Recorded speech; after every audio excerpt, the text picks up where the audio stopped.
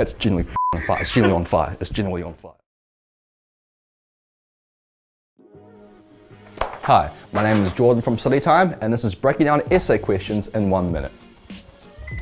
Okay, whether it's classics, RE or English, you're going to have to write an essay about a question. And the first thing you want to do is chunk it. Break it down to its component parts. So for example, for English, if the question is the most effective villains both attract and repel, we want to underline most effective villains attract and repel and form a thesis around that. For classics, it might be how the characteristics of Alexander made him a good leader and how this had consequences for himself and others. Those are two parts to that question.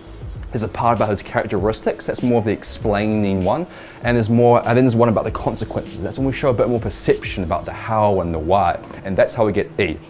So how to be perceptive? Good question. The iceberg metaphor. The very first thing we can come up with, that's the tip of the iceberg, and then go deeper. We go under the surface and it gets a lot broader. We can talk about Alexander's life, or how, maybe villains can be both attractive and repel, or without being effective. Have a bit of fun with it, have a bit of yarn, but make sure you're going deeper below the surface and talking about the overall idea about why the market gave you that question.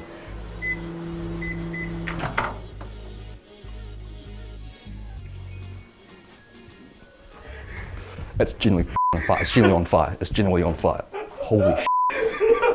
Holy shit.